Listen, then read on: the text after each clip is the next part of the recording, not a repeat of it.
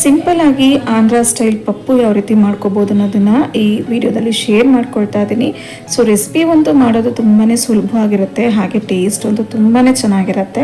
ಬಿಸಿ ಬಿಸಿ ಅನ್ನಕ್ಕೆ, ಅದರಲ್ಲೂ ರೋಟಿಗೆ ಮತ್ತು ಚಪಾತಿಗೆ ತುಂಬಾ ಹೊಂದ್ಕೊಳ್ಳೋವಂಥ ಈ ಆಂಧ್ರ ಸ್ಟೈಲ್ ಪಪ್ಪು ಯಾವ ರೀತಿ ಮಾಡೋದು ಅನ್ನೋದನ್ನು ನೋಡೋಣ. ಸೊ ರೆಸಿಪಿ ವಿಡಿಯೋನ ಶೇರ್ ಮಾಡ್ತಾ ಇದ್ದೀನಿ. ಇನ್ನೂ ಕೂಡ ಸಬ್ಸ್ಕ್ರೈಬ್ ಆಗ್ದಲೇ ಇರೋರು ಅಥವಾ ಚಾನಲ್ನ ಹೊಸದಾಗಿ ನೋಡ್ತಾರೆ ಅವರು ಪ್ಲೀಸ್ ಸಬ್ಸ್ಕ್ರೈಬ್ ಮಾಡಿ, ನಮ್ಮ ಚಾನಲ್ ಸಪೋರ್ಟ್ ಮಾಡಿ. ಹಾಗೆ ವಿಡಿಯೋನ ಸ್ಕಿಪ್ ಮಾಡ್ದಲೇ ಕೊನೆ ತನಕ ನೋಡಿ. Welcome to my YouTube channel.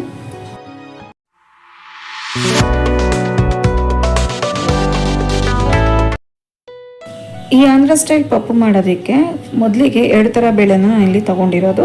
So ತೊಗರಿಬೇಳೆ ಹಾಗೆ ಹೆಸರು ಬೇಳೆನ ತೊಗೊಂಡಿರೋದು. ಈ ಕಪ್ಪಿನ ಅಳತೆಯಲ್ಲಿ ತೊಗೊಂಡಿದ್ದೀನಿ. 2 ಥರ ಬೇಳೆನೂ ಒಂದೊಂದು ಕಪ್ ಆಗೋಷ್ಟು ತೊಗೊಂಡಿದ್ದೀನಿ. ಅದಕ್ಕೆ ಇವಾಗ ಒಂದು ಸ್ವಲ್ಪ ಅರಿಶಿನ ಹಾಗೆ 1 ಸ್ಪೂನಷ್ಟು ತುಪ್ಪನ ಸೇರಿಸಿ ಬೇಳೆ ಎಲ್ಲ ಮುಳುಗುವಷ್ಟು ನೀರನ್ನು ಹಾಕಿ ಈ ರೀತಿ 2 ವಿಷಲ್ಸ್ ತೊಗೊಂಡಿದ್ದೀನಿ. ಸೊ ಈ ರೀತಿ ಬೆಂದಿರುತ್ತೆ. ಬೆಂದಿರೋವಂಥ ಬೇಳೆನ ಕೂಡ ಚೆನ್ನಾಗಿ ಮ್ಯಾಶರಲ್ಲಿ ಈ ರೀತಿ ಮ್ಯಾಶ್ ಮಾಡ್ಕೋಬೇಕು. ಅಂದರೆ ಪಪ್ಪು ಆಗಿರೋದ್ರಿಂದ ಸ್ವಲ್ಪ ಸ್ಮ್ಯಾಶ್ ಮಾಡಿಕೊಂಡು ಸ್ವಲ್ಪ ಅದು ತೆಳುವಾಗಿ ಮಾಡಿಕೊಂಡಷ್ಟು ತುಂಬಾ ರುಚಿಯಾಗಿರುತ್ತೆ ಈ ರೀತಿ ಮಾಡೋದ್ರಿಂದ. ಸೊ ಹಾಗಾಗಿ ಇದನ್ನೆಲ್ಲ ಸ್ಮ್ಯಾಶ್ ಮಾಡ್ಕೊತಾ ಇದ್ದೀನಿ.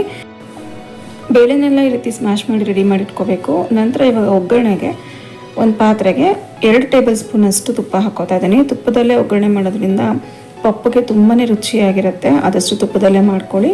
ಸೊ ತುಪ್ಪ ಎಲ್ಲ ಕರಗಿ ಸ್ವಲ್ಪ ಕಾದ ನಂತರ ಇದಕ್ಕೆ ಇವಾಗ ಸಾಸಿವೆ ಹಾಕ್ಕೊಳ್ತಾ ಇದ್ದೀನಿ. ಸಾಸಿವೆ ಎಲ್ಲ ಸಿಡಿದ ನಂತರ ಇದಕ್ಕೆ ಇವಾಗ ಸ್ವಲ್ಪ ಜೀರಿಗೆನ ಹಾಕ್ಕೊಳ್ತಾ ಇದ್ದೀನಿ.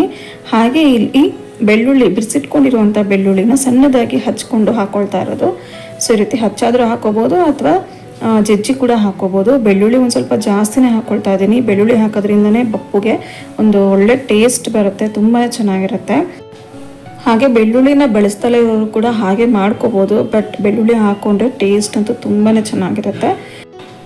ಹಾಗೆ ಇದಕ್ಕೆ ಒಂದು ಸ್ವಲ್ಪ ಅರಿಶಿನ ಹಾಕ್ಕೊಂಡು ಫ್ರೈ ಮಾಡ್ಕೋಬೇಕು. ನಂತರ ಇದಕ್ಕೆ ಖಾರಕ್ಕೆ ಎಷ್ಟು ಬೇಕಾಗುತ್ತೆ ಅಷ್ಟು ಹಸಿಮೆಣ್ಸಿನ್ಕಾಯಿನ ಕೂಡ ಹಾಕ್ಕೊಂಡಿದ್ದೀನಿ. ಸೊ ನಾನಿಲ್ಲಿ 7 ರಿಂದ 8 ಹಸಿಮೆಣ್ಸಿನ್ಕಾಯಿನ ಉದ್ದಕ್ಕೆ ಈ ರೀತಿ ಸೇಳ್ಬಿಟ್ಟು ಹಾಕ್ಕೊಂಡಿರೋದು. ಸೊ ಖಾರಕ್ಕೆ ನೋಡಿಕೊಂಡು ನೀವು ಹಾಕೋಬೋದು. ಹಸಿಮೆಣ್ಸಿನ್ಕಾಯಿ ಎಲ್ಲ ಫ್ರೈ ಆಗಿದ್ದಾಯಿತು. ಇವಾಗ ಇದಕ್ಕೆ ಸಣ್ಣದಾಗಿ ಹಚ್ಚಿಟ್ಕೊಂಡಿರುವಂಥ 1 ಮೀಡಿಯಮ್ ಸೈಜ್ ಈರುಳ್ಳಿನ ಸೇರಿಸಿ ರುಚಿಗೆ ಎಷ್ಟು ಬೇಕಾಗುತ್ತೆ ಅಷ್ಟು ಪುಡಿ ಉಪ್ಪನ್ನ ನಾನು ಇಲ್ಲಿ ಸೇರಿಸ್ಕೊಳ್ತಾ ಇದ್ದೀನಿ. ಸೊ ಇದಿಷ್ಟನ್ನು ಸೇರಿಸ್ಬಿಟ್ಟು ಇದನ್ನೆಲ್ಲ ಚೆನ್ನಾಗಿ ಫ್ರೈ ಮಾಡ್ಕೊಳ್ಬೇಕು. ಈರುಳ್ಳಿ ಎಲ್ಲ ಸ್ವಲ್ಪ ಕಲರ್ ಚೇಂಜ್ ಆಗೋವರೆಗೂ ಚೆನ್ನಾಗಿ ಫ್ರೈ ಮಾಡ್ಕೊಳ್ಳಿ ಮೀಡಿಯಂ ಫ್ಲೇಮ್ನಲ್ಲೇ. ಈರುಳ್ಳಿ ಎಲ್ಲ ಚೆನ್ನಾಗಿ ಫ್ರೈ ಆಗಿದೆ. ಇವಾಗ ಇದಕ್ಕೆ ಮೀಡಿಯಮ್ ಸೈಜ್ ಟೊಮೆಟೊ 2 ಟೊಮೆಟೊ ತೊಗೊಂಡಿದ್ದೀನಿ. ಅದನ್ನು ಸಣ್ಣದಾಗಿ ಹಚ್ಚಿಟ್ಕೊಂಡಿರೋದನ್ನು ಹಾಕ್ಕೊಳ್ತಾ ಇದ್ದೀನಿ.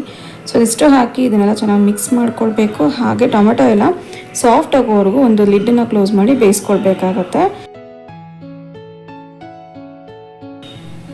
ಸೊ ಉಪ್ಪು ಹಾಕಿರೋದ್ರಿಂದ ಟೊಮೆಟೊ ಎಲ್ಲ ಬೇಗನೆ ಫ್ರೈ ಆಗಿದೆ.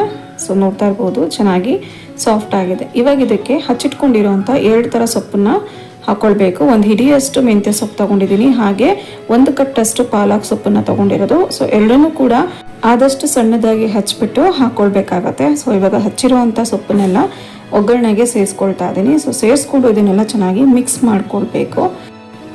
ಸೊಪ್ಪೆಲ್ಲ ಬೇಗನೆ ಒಗ್ಗರಣೆಲ್ಲೇ ಬೆಂದು ಹೋಗುತ್ತೆ. ಸೊ ಇದನ್ನೆಲ್ಲ ಚೆನ್ನಾಗಿ ಮಿಕ್ಸ್ ಮಾಡಿಬಿಟ್ಟು ಒಂದು ಲಿಡ್ ಕ್ಲೋಸ್ ಮಾಡಿ 1-2 ನಿಮಿಷ ಬಿಟ್ಟರೆ ಸಾಕು. ಸೊಪ್ಪೆಲ್ಲ ಬೇಗನೆ ಸಾಫ್ಟ್ ಆಗಿಬಿಡುತ್ತೆ.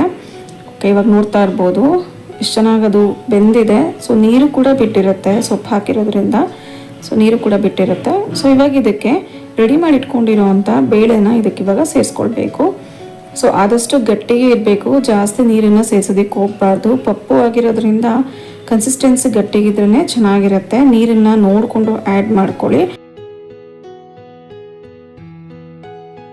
ಇದಿಷ್ಟನ್ನು ಚೆನ್ನಾಗಿ ಮಿಕ್ಸ್ ಮಾಡ್ಕೊಂಡಿದ ನಂತರ ಒಂದು ಸ್ವಲ್ಪ ನೀರನ್ನು ಸೇರಿಸ್ಕೊಳ್ತಾ ಇದ್ದೀನಿ.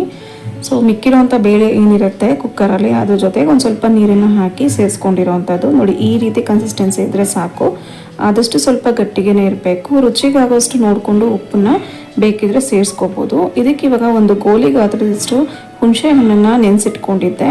ಅಂದರೆ 2 ಟೇಬಲ್ ಸ್ಪೂನಷ್ಟು ಹುಣಸೆ ರಸ ಹಾಕಿದ್ರೆ ತುಂಬಾ ಟೇಸ್ಟಿಯಾಗಿರುತ್ತೆ. ತಪ್ಪದಲ್ಲೇ ಹಾಕ್ಕೊಳ್ಳಿ.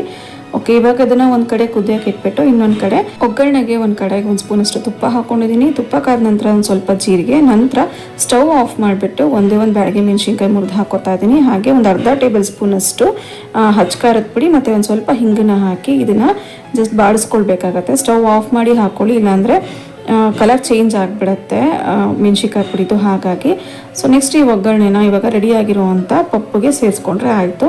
ಸೊ ತುಂಬಾ ಈಸಿ ಆ್ಯಂಡ್ ಸಿಂಪಲ್ಲಾಗಿ ಪಪ್ಪು ರೆಡಿ ಆಗಿಬಿಡುತ್ತೆ. ಹಾಗೆ ಈ ಪಾಲಕ್ ಸೊಪ್ಪು ಮತ್ತು ಮೆಂತ್ಯ ಸೊಪ್ಪು ಹಾಕಿರೋದ್ರಿಂದ ತುಂಬಾ ಟೇಸ್ಟ್ ಇರುತ್ತೆ ಈ ಪಪ್ಪುಗೆ. ಖಂಡಿತವಾಗ್ಲೂ ಟ್ರೈ ಮಾಡಿ ನೋಡಿ, ತುಂಬಾ ಚೆನ್ನಾಗಿರುತ್ತೆ. ಹಾಗೆ ಇಷ್ಟಪಡ್ತಿರೋ ಕೂಡ. ಫೈನಲಿ ಒಂದು ಸ್ವಲ್ಪ ಕೊತ್ತಂಬರಿ ಸೊಪ್ಪನ್ನು ಹಾಕಿದ್ರೆ, ಅಂದರೆ ಆಪ್ಷನಲ್ ಬೇಕಿದ್ರೆ ಹಾಕೋಬೋದು, ಪಪ್ಪು ಕೂಡ ರೆಡಿ ಆಗುತ್ತೆ. ಸೊ ಬಿಸಿ ಬಿಸಿ ಅನ್ನಕ್ಕೆ ಹಾಗೆ ರೋಟಿಗಂತೂ ತುಂಬಾ ಒಳ್ಳೆ ಕಾಂಬಿನೇಷನ್ ಅಂತಲೇ ಹೇಳ್ಬೋದು. ತುಂಬಾ ಈಸಿ ಆ್ಯಂಡ್ ಸಿಂಪಲ್ಲಾಗಿ ಮಾಡ್ಕೋಬೋದಾದಂಥ ರೆಸಿಪಿನ ಇವತ್ತು ನಾನು ಶೇರ್ ಮಾಡಿದ್ದೀನಿ, ಆಂಧ್ರ ಸ್ಟೈಲಲ್ಲಿ ಪಪ್ಪು ಮಾಡೋದು ಹೇಗೆ ಅನ್ನೋದನ್ನು. ಸೊ ಈ ವಿಡಿಯೋ ನಿಮ್ಗೆ ಇಷ್ಟ ಆಗಿದ್ರೆ ಲೈಕ್ ಮಾಡಿ, ಶೇರ್ ಮಾಡಿ. ಹಾಗೆ ಚಾನಲ್ ಹೊಸಬ್ರಾಗಿದ್ದರೆ ಪ್ಲೀಸ್ ನಮ್ಮ ಚಾನಲ್ಗೆ ಸಬ್ಸ್ಕ್ರೈಬ್ ಮಾಡಿ, ಸಪೋರ್ಟ್ ಮಾಡಿ ಅಂತ ಹೇಳ್ತಾ, so meet in the next vlog. Until then thanks for watching.